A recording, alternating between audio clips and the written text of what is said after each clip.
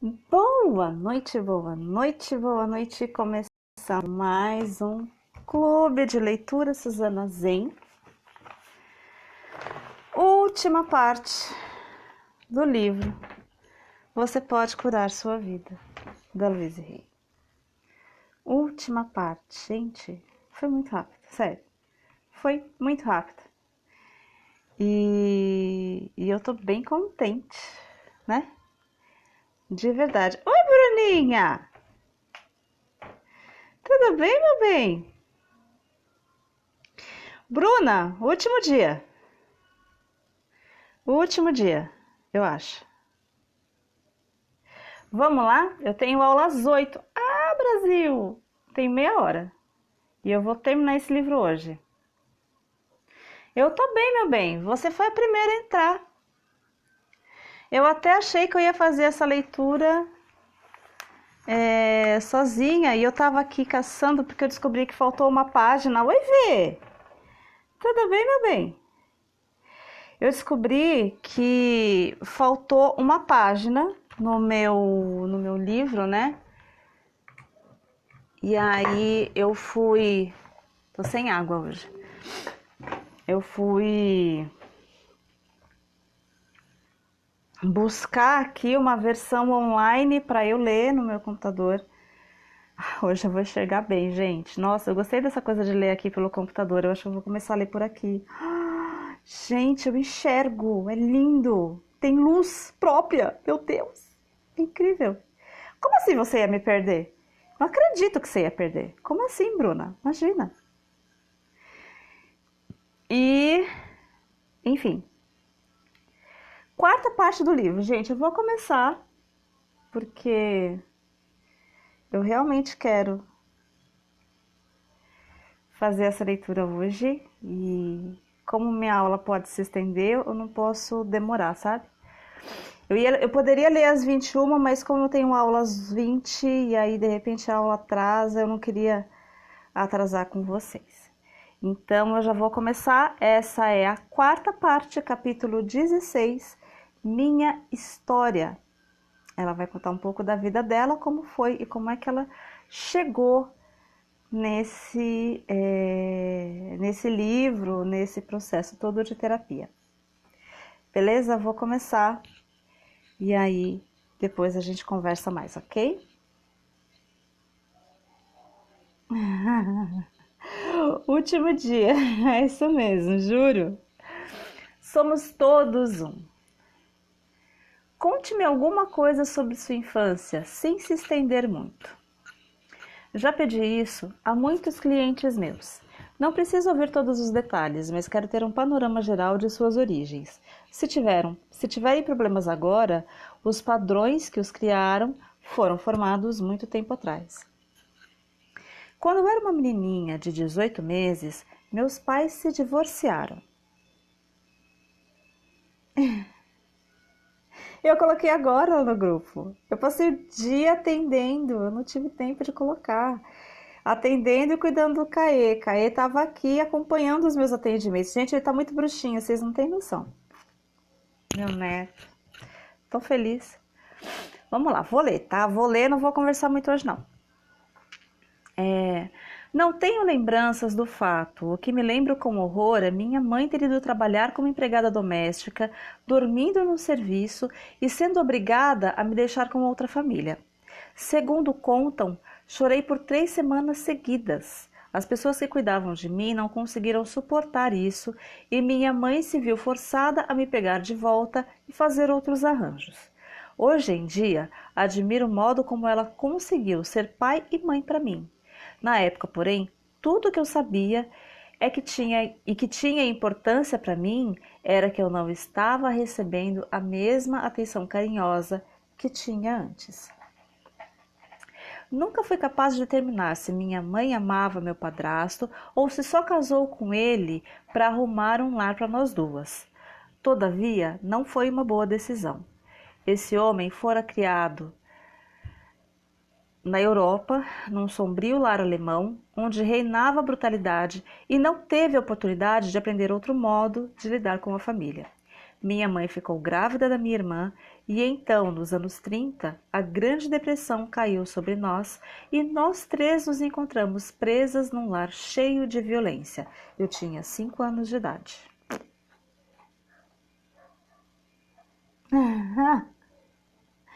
Ele estava lendo carta hoje. Ele estava tirando carta para ele. Para piorar o quadro, foi mais ou menos nessa época que um vizinho, um velho bêbado, como recordo, me estuprou. O exame médico ainda está vívido em minha mente, como está também o julgamento em que fui a estrela do caso. O homem foi condenado a 15 anos de prisão. Ouvi repetirem com tanta frequência "a culpa foi sua", que passei muitos anos temendo que quando o velho bêbado fosse libertado, ele ia voltar e me pegar por eu ter sido tão má a ponto de colocá-lo na cadeia.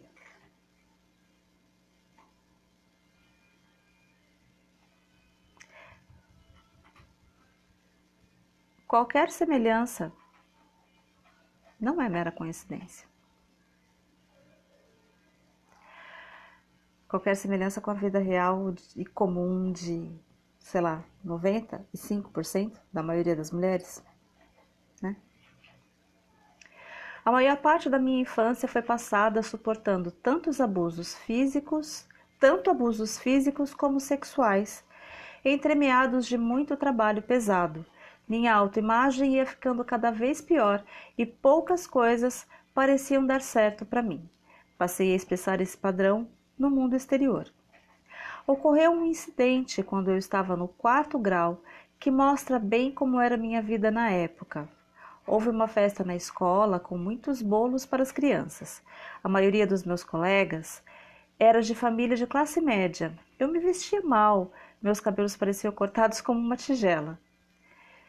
Estava sempre com os mesmos sapatos fechados e tinha um cheiro forte por causa do alho cru que eu era obrigada a comer todos os dias para espantar os vermes. Nunca comíamos bolo em casa, pois não podíamos nos dar a esse luxo. Uma velha vizinha me dava 10 centavos por semana e $1 no Natal e no meu aniversário. Os 10 centavos iam para o orçamento familiar e o restante era usado para comprar minhas roupas de baixo para o ano inteiro em lojas baratas. Bem, naquele dia estava vendo uma festa na escola e havia tanto bolo que enquanto estavam cortando e servindo, algumas das crianças que podiam comer bolo todos os dias estavam ganhando 2 até 3 pedaços. Quando finalmente chegou a minha vez, e claro, eu era a última da fila, não havia mais bolo, nem mesmo uma fatia. Entendo claramente agora que foi a minha crença já confirmada de que eu era indigna e não merecia nada que me colocou. Vou ler de novo, tá? Peraí. Entendo claramente agora que foi a minha crença já confirmada de que eu era indigna e não merecia nada que me colocou no final da fila sem nenhum pedacinho de bolo. Foi o meu padrão. Eles estavam apenas refletindo a minha crença. Quando eu estava com 15 anos, resolvi que não podia mais aguentar abusos sexuais e fugi de casa e da escola. O emprego que arranjei como garçonete me pareceu muito mais fácil do que o trabalho pesado que tinha que fazer em casa. Estando faminta de amor e afeto e tendo a menor possível das autoestimas, de bom grado, eu dava meu corpo a qualquer homem que fosse gentil comigo, e logo depois de completar 16 anos, dei à luz a uma menina. Sabia que seria impossível ficar com ela. Ele arranjei um lar bom e amoroso. Encontrei um casal sem filhos, ansioso por adotar um bebê. Fiquei morando na casa deles nos últimos 4 meses de gestação e quando fui para o hospital, tive a menina já em nome deles. Assim, nunca experimentei as alegrias da maternidade, só a perda, a culpa e a vergonha. Na época, tudo aquilo era só um período vergonhoso que deveria ser esquecido o mais rápido possível. De minha filha, só me recordo os artelhos muito grandes, incomuns com os meus. Se um dia nos encontrarmos, saberei quem é ela por causa deles. Artelhos. Gente, alguém procura no Google? Ai, Brasil, eu não tenho. Não tem como acessar pelo meu computador, não viajar. Artelhos, artelhos. Gente, que coisa. Saí daquela casa quando minha filhinha estava com 5 dias de vida e voltei para procurar a minha mãe, que continuava uma vítima. Venha, eu lhe disse, você não precisa mais suportar isso, vou tirá-la daqui. Ela me acompanhou, deixando para trás minha irmãzinha de 10 anos, que sempre fora a queridinha do pai. Artelhos, eu vou colocar aqui, se você conseguir pesquisar aí, artelhos.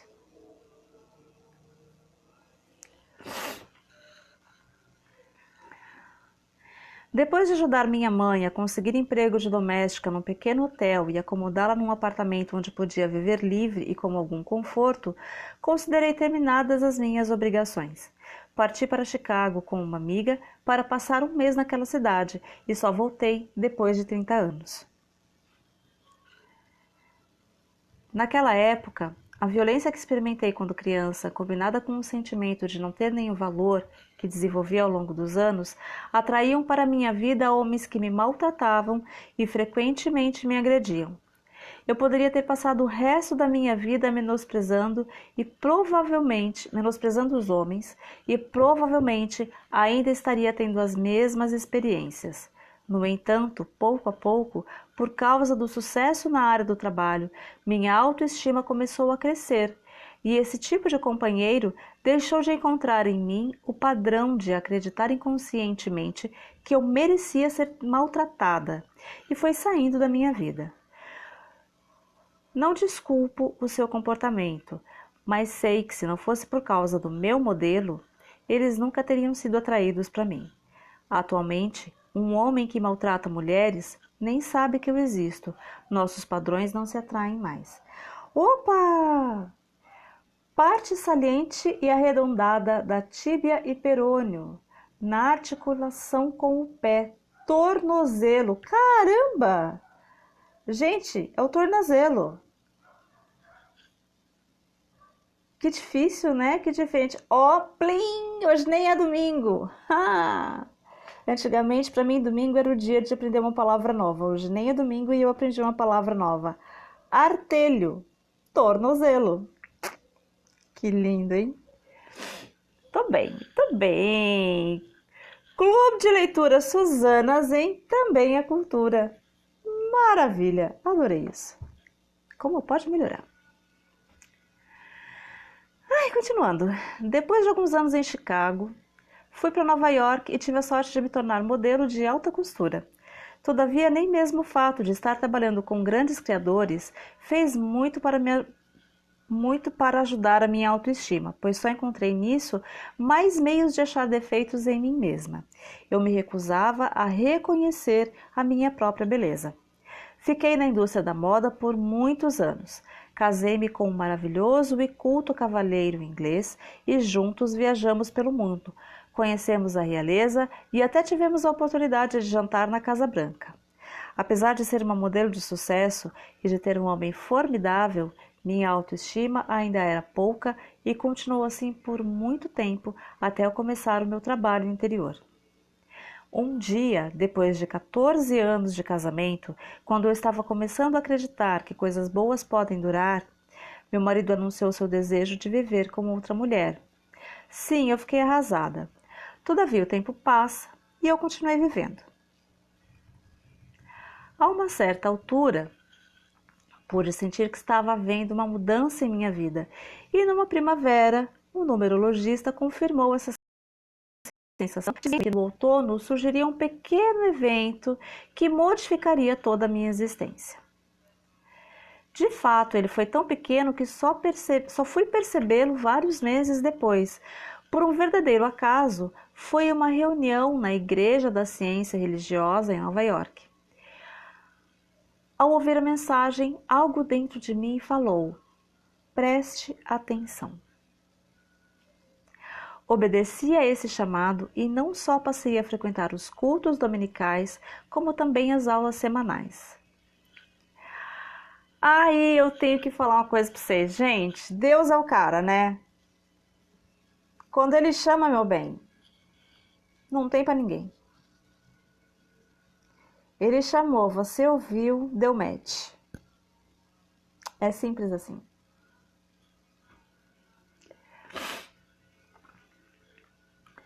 O mundo da moda e da beleza estava perdendo seu interesse por mim.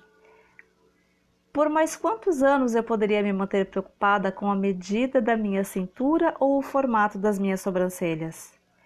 Eu que largara a escola no início do 2º grau e nunca me interessara pelos estudos, tornei-me uma aluna aplicada, devorando tudo que caía em minhas mãos relacionado com metafísica e cura alternativa. A Igreja da Ciência Religiosa tornou-se um novo lar para mim. Apesar de a maior parte da minha vida continuar a mesma, os estudos começaram a consumir mais e mais do meu tempo. Quase sem perceber, depois de 3 anos, vi-me capacitada para me candidatar a ser um dos praticantes licenciados da Igreja. Passei nos exames e assim comecei a trabalhar, há muitos anos, como conselheira. Foi um pequeno começo. Nessa mesma época, aprendi a meditação transcendental. Como minha igreja não ia dar o curso de formação de ministros tão cedo, resolvi aproveitar o tempo para fazer algo de especial por mim mesma e entrei na Universidade Internacional Maharishi, em Fairfield, no estado de Iowa, para um curso de 6 meses. Ai, gente, vocês gostaram da minha pronúncia no inglês? Ai, que chique. Bem que eu podia, falar. Vou ter que me aprofundar no inglês agora. O match que você tá querendo, Bruna? Amiga, tá no caminho, já tá lindo já. Tá no caminho, já tá lindo. Vai chegar uma hora que você vai ver que o negócio faz assim. Confia em mim.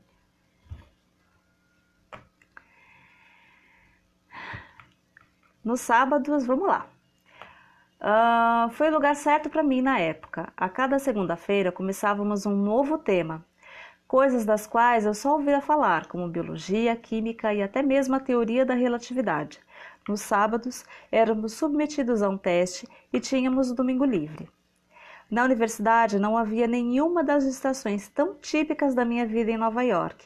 Terminado o jantar, todos voltávamos para os quartos e ficávamos estudando. Eu era a mais velha do campus, mas adorei cada momento que passei nele. Fumo, bebidas e drogas eram proibidos e meditávamos 4 vezes ao dia. Quando saí de lá, pensei que fosse desmaiar com a fumaça dos cigarros no aeroporto. Oi, Selma! Oi, Vanessa!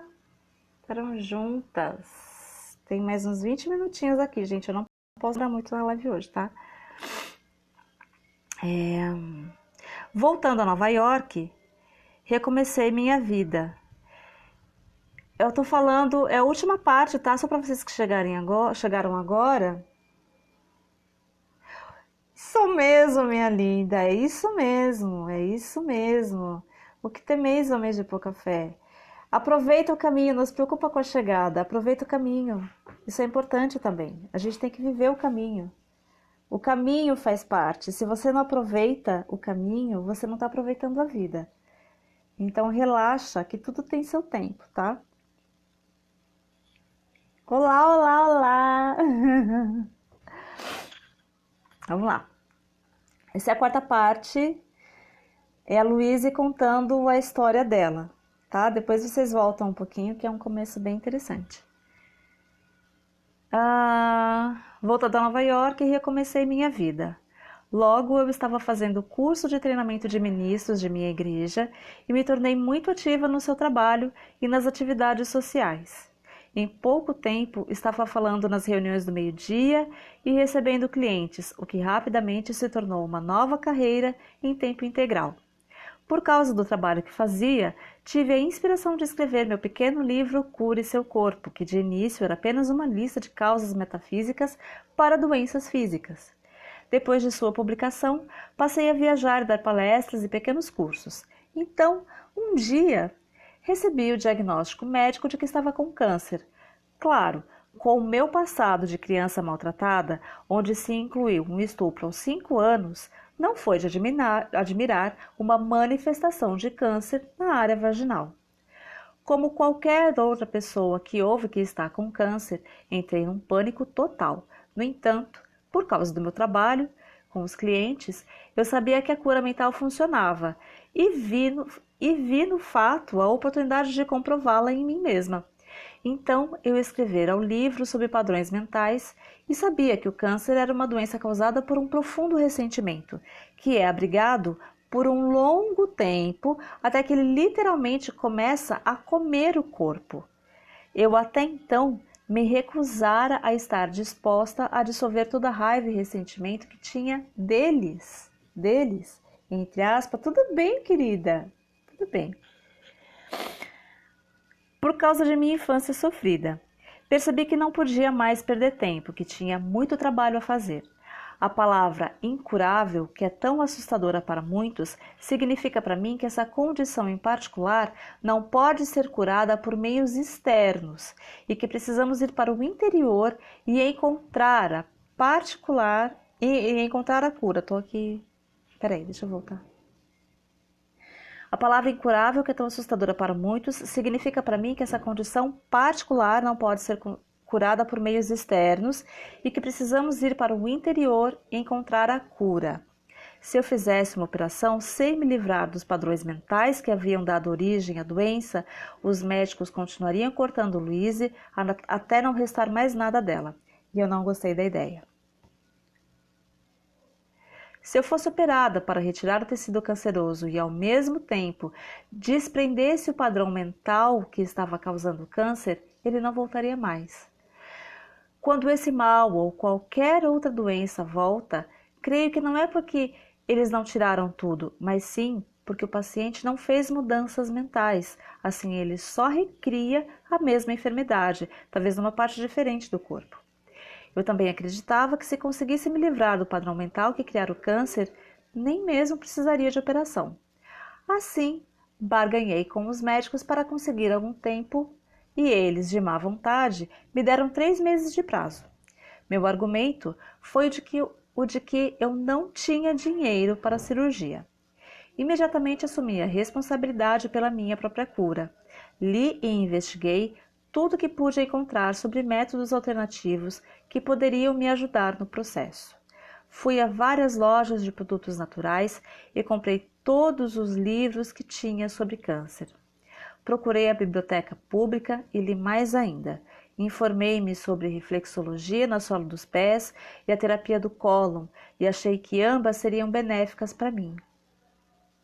Eu parecia estar sendo levada para as pessoas certas. Depois de ler sobre a reflexologia, interessei-me em encontrar um terapeuta. Nessa ocasião, fui a uma palestra e, apesar de sempre procurar sentar nas primeiras filas, naquela noite senti-me tão compelida a ficar no fundo da plateia. Pouco depois, um homem veio sentar-se ao meu lado e, adivinhe só, ele era um reflexologista que atendia na casa dos clientes. Fui tratada 3 vezes por semana durante 2 meses e recebi uma grande ajuda. Eu sabia também que precisava me amar muito mais. Muito pouco amor fora demonstrado em minha infância e ninguém jamais me ensinara a me sentir bem comigo mesma. Eu adotara as atitudes dos meus familiares, que estavam sempre implicando comigo e me criticando. E elas haviam se tornado uma segunda natureza para mim. Através do meu trabalho na igreja, e me conscientizara de que era certo e até essencial me amar e me aprovar. Deixa eu tentar colocar isso aqui mais para cá. Tô começando a cansar esse braço. Por aqui assim. Ai, vai aparecer minha bagunça, gente. Vai aparecer meu closet. Deixa por assim. Ai, melhor, né? Agora vocês perceberam, né? Porque que eu tô sempre nesse ângulo. Sempre mostrando a janela e tentando esconder a bagunça. Ai, a vida como ela é. Ah, onde é que eu estava?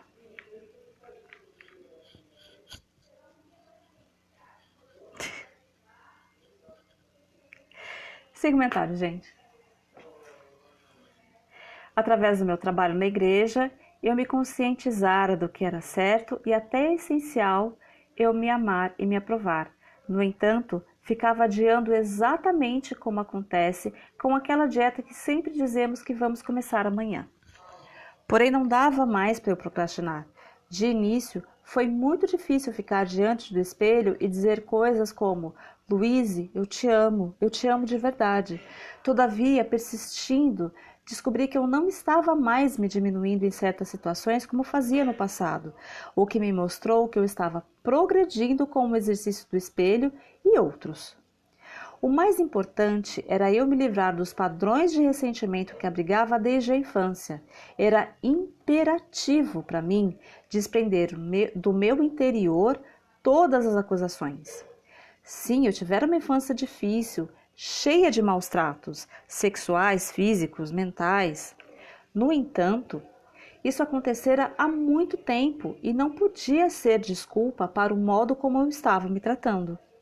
Afinal, eu estava literalmente comendo meu corpo com um crescimento canceroso porque eu não havia perdoado. Chegara a hora de eu ir além dos incidentes em si e começar a compreender que tipo de experiências poderiam ter criado pessoas capazes de tratar uma criança daquela maneira. Com a ajuda de um bom terapeuta, expressei toda a velha e repesada raiva, socando almofadas e gritando de ódio, o que me fez sentir muito mais limpa. Em seguida, comecei a juntar os pedacinhos de histórias que meus pais haviam me contado sobre suas infâncias e consegui ver um quadro maior de suas vidas. Com a minha compreensão cada vez mais crescente e analisando-os de um ponto de vista adulto, comecei a sentir compaixão pelo sofrimento dos dois e a culpa que eu atirava neles foi dissolvendo vagarosamente. Vamos lá.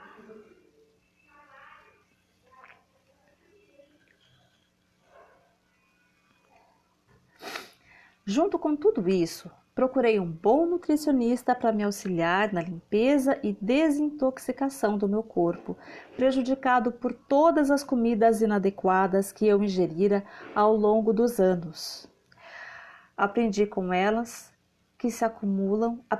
elas se acumulam e criam um corpo cheio de toxinas, tal como os pensamentos inadequados se acumulam e criam uma mente intoxicada. Foi-me recomendada uma dieta muito rígida, constituída quase só de hortaliças. No primeiro mês, fiz lavagens intestinais 3 vezes por semana. Nunca fui operada. Como resultado dessa completa limpeza física e mental, 6 meses depois de ter ouvido o diagnóstico, consegui que os médicos concordassem com o que eu já sabia. Eu não tinha mais nem sinal de câncer. A essa altura, eu sabia por experiência própria que a doença pode ser curada se estamos dispostos a mudar o modo como pensamos, acreditamos e agimos. Às vezes, o que parece ser uma grande tragédia se transforma no melhor de nossas vidas. Aprendi isso por experiência própria e passei a valorizar a vida de uma nova maneira. Comecei a procurar o que era realmente importante para mim e acabei tomando a decisão de deixar a cidade sem árvores de Nova York e seu clima marcado pelos extremos. Alguns dos meus clientes afirmaram que morreriam se eu os abandonasse, mas garanti-lhes que voltaria 2 vezes por ano para me certificar do seu progresso e lembrei-lhes que o telefone encurtava distâncias. Assim, fechei meu consultório e fiz uma longa e tranquila viagem de trem até a Califórnia, pois decidira recomeçar tudo de novo em Los Angeles. Embora eu tivesse nascido em Los Angeles muitos anos antes, não conhecia quase ninguém na cidade, exceto minha mãe e minha irmã, que agora moravam na periferia da cidade, a cerca de 1 hora do centro. Nunca havíamos sido uma família unida, mas mesmo assim, tive uma surpresa muito desagradável ao saber que minha mãe estava cega havia alguns anos. E ninguém se dera o trabalho de me avisar. Minha irmã estava ocupada demais para me receber, de modo que não me preocupei em vê-la e comecei a cuidar da minha própria vida. Tratei uma cliente que tinha colesterol alto e refluxo, com auriculoterapia, auriculoacupuntura e shiatsu. O médico queria passar remédio e ela também pediu 3 meses para o médico. Uau! Me conta mais, eu vou printar isso daqui.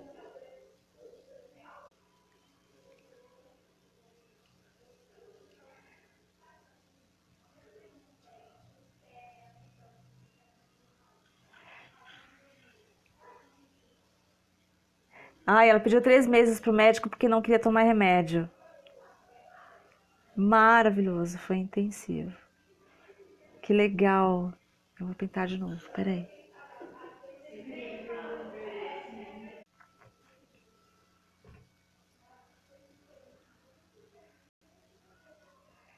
É muito legal, né? Bom, vocês sabem da história, né, do meu ouvido. Eu tinha 2 tumores para serem operados. Eu operei um porque estava muito emergencial e teria que operar o outro 1 ano depois. E durante esse 1 ano de espaço, ela conseguiu normalizar, que maravilha! Durante esse 1 ano de espaço da primeira cirurgia, porque teria que ser a segunda cirurgia, quando eu voltei no hospital para começar a fazer exames e fazer todo o trâmite ali de pré-operatório, né, na pré-operatório, eu não tinha mais tumor. Fiz tratamento. Na época eu fiz uma cirurgia espiritual e acabou. É incrível, né? Assim, o trabalho dos médicos ele é muito importante, mas a gente tem que tentar, né? Tentar outras coisas, porque a partir do momento que você corta, tanta coisa pode acontecer, né? Pois é.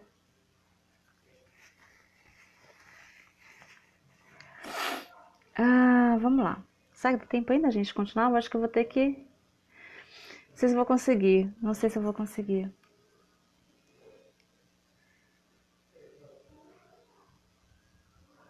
Ela tá falando aqui da mãe dela. Vamos lá. Meu livro Cure o Seu Corpo me abriu muitas portas. Passei a frequentar todo tipo de reunião New Age que podia encontrar. Eu me apresentava e quase sentia que era adequado dar uma cópia do meu livro. Nos primeiros meses fui bastante à praia, sabendo que quando ficasse mais ocupada, haveria pouco tempo para o lazer. Pouco a pouco os clientes foram aparecendo, recebi convites para falar aqui e ali, e tudo foi se ajeitando enquanto Los Angeles me dava as boas-vindas. Cerca de 2 anos depois, pude me mudar para uma linda casa. Meu novo estilo de vida em Los Angeles não tinha nada de parecido com o que eu levara na minha infância. De fato, tudo corria perfeitamente. Como nossas vidas podem mudar por completo em relativamente pouco tempo. Uma noite recebi um telefonema de minha irmã, o primeiro em 2 anos. Ela me contou que nossa mãe, agora com 90 anos, cega e quase surda, caíra e fraturara a coluna. Num instante, minha mãe, que era uma mulher forte e independente apesar da idade, transformara-se numa criança indefesa, passando por grande sofrimento. O acidente, como tudo na vida, teve seu lado bom, pois serviu para romper a parede de segredos que havia em torno de minha irmã. Finalmente, estávamos todas começando a nos comunicar.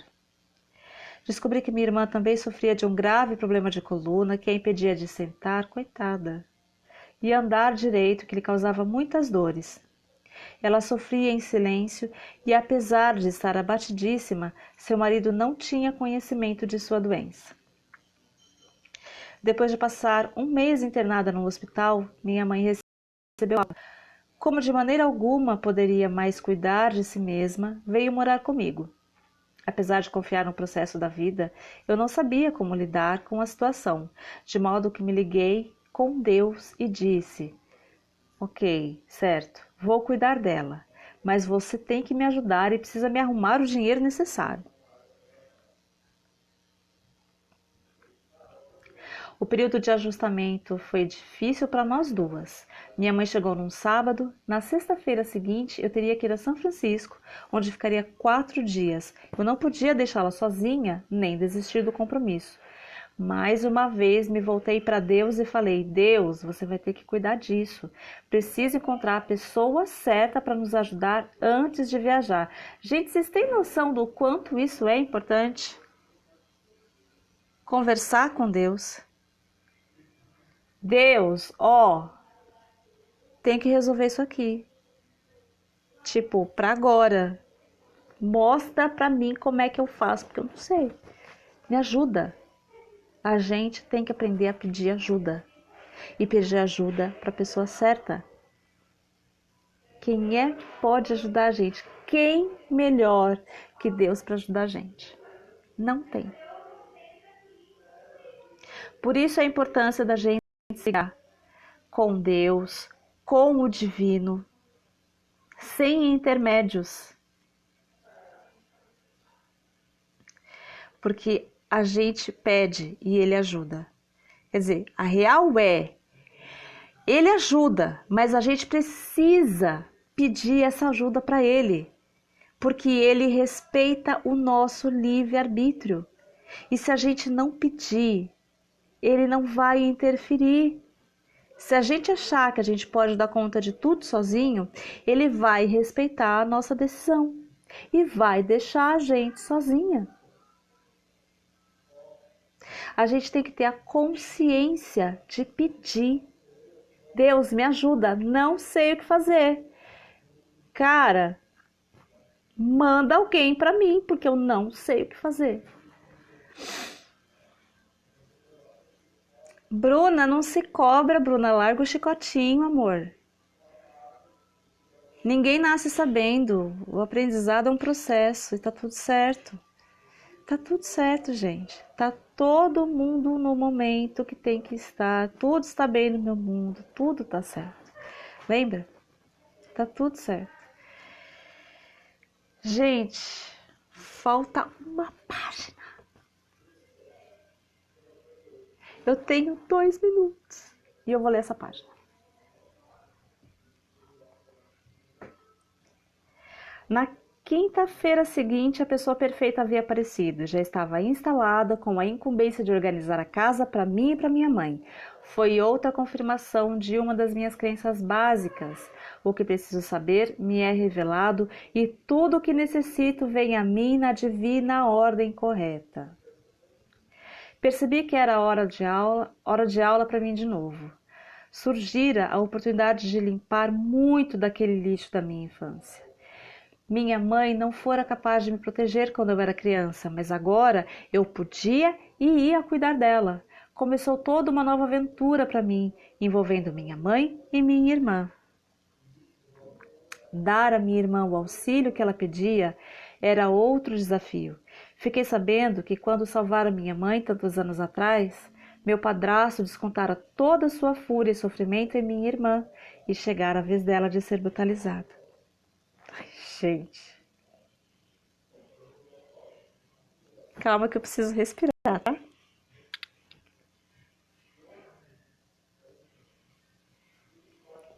Gente, eu não vou conseguir terminar. Brasil.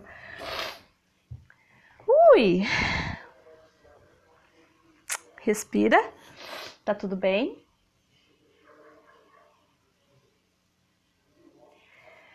Ai.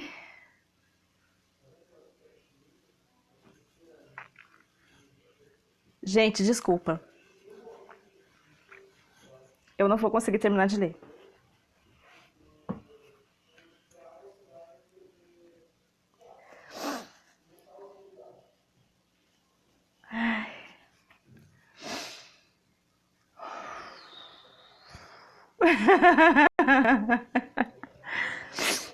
Ai, meu Deus. A gente acha que só a nossa vida é difícil, né? Nossa.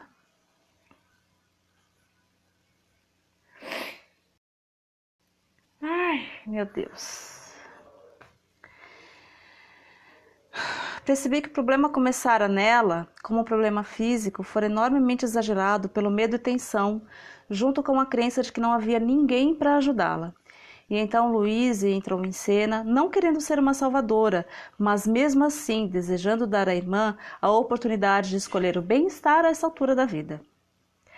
Pouco a pouco, todos os acontecimentos do passado foram se deslindando e o progresso ainda continua. Vamos progredindo passo a passo e me esforço para proporcionar uma atmosfera de segurança enquanto exploramos as várias vias alternativas de cura. Minha mãe, por sua vez, reage muito bem. Ela se exercita o melhor possível, 4 vezes ao dia, e seu corpo está ficando mais forte e flexível. Comprei-lhe um aparelho auditivo e ela tornou-se mais interessada na vida. Apesar da sua crença nos princípios da ciência cristã, persuadia a submeter-se a uma operação para a retirada da catarata de um olho. Foi uma enorme alegria para ela poder ver de novo, e nós também ficamos alegres por poder ver o mundo através dos olhos dela. Sua grande satisfação foi conseguir ler de novo. Consegui, gente. Nada como respirar. Também está no fim, ó. Minha mãe e eu começamos a encontrar tempo para conversarmos como nunca antes, e uma nova compreensão surgiu entre nós. Atualmente estamos ambas mais livres porque choramos e rimos juntas. Devo dizer que às vezes ela me irrita, o que serve para me dizer que tenho outras coisas para libertar no meu interior. Meu trabalho continua num ritmo sempre crescente. O número de funcionários que trabalham comigo aumentou sob a direção do meu gerente de pessoal, Charlie Gerke. Agora temos um centro com cursos e um programa para internos. É assim que está a minha vida atualmente no outono de 1984. Na infinidade da vida onde estou, tudo é perfeito, pleno e completo. Cada um de nós, eu inclusive, experimenta a riqueza e plenitude da vida de maneiras para nós significativas. Agora olho para o passado com amor e escolho aprender com as velhas experiências.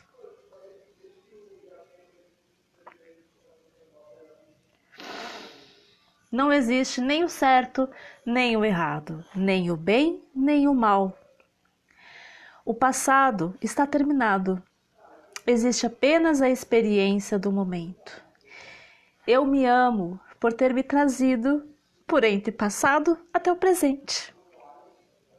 Compartilho o que e quem sou, pois sei que somos um só em espírito.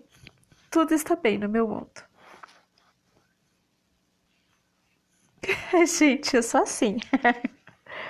Ai. Gente.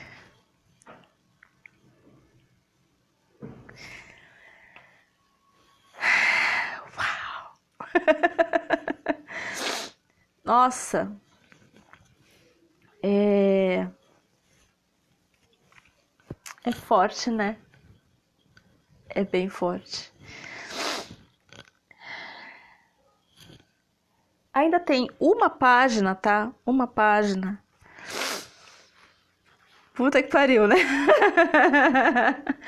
Tem uma página aqui, a página final, em que ela dá recomendações de cura holística para o corpo, de nutrição, mas assim, é só coisas básicas, tá? Dietas, combinação de alimentos, macrobióticas, ervas naturais, exercícios, yoga, trampolim, andar de bicicleta, dançar, nadar, terapias alternativas, acupuntura, acupressura, terapia do cólon, reflexologia, radiônica, técnicas de relaxamento, que isso, gente?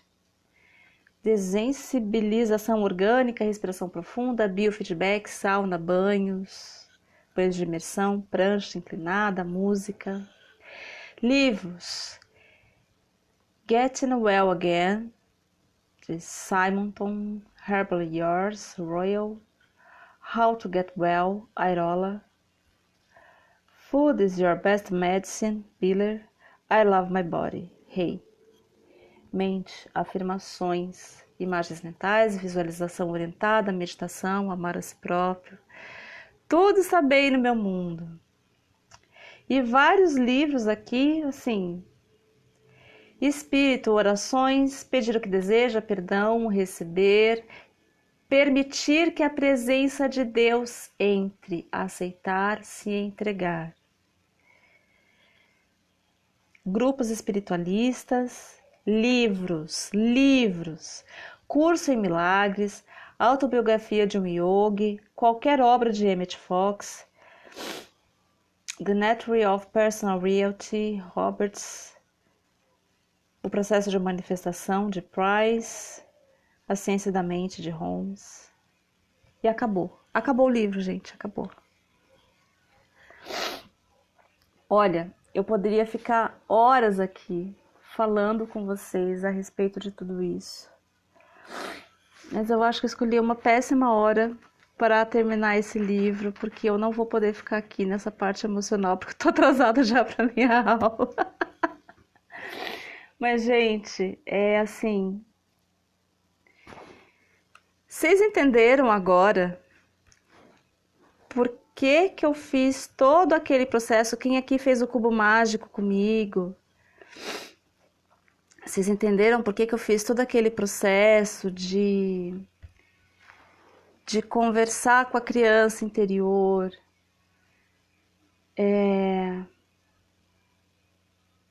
De perdoar o passado, enfim.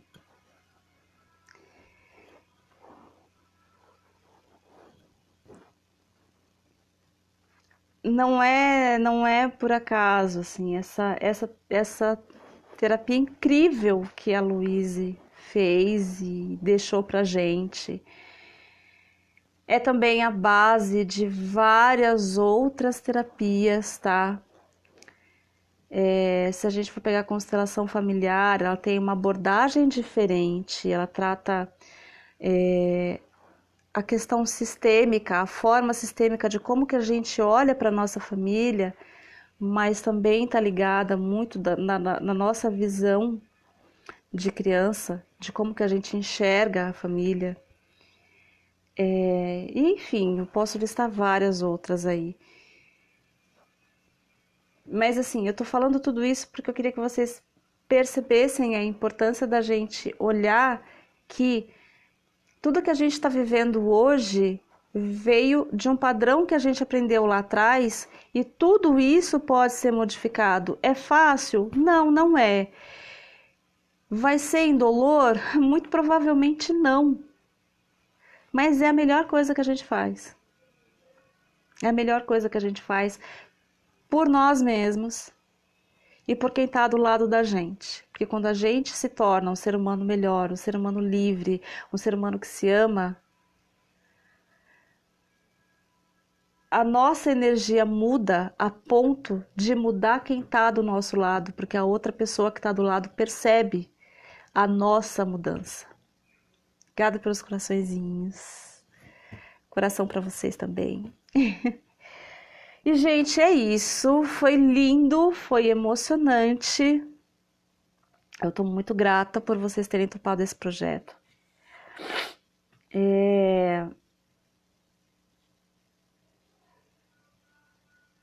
É exatamente a segunda vez que a Louise Hay me salva.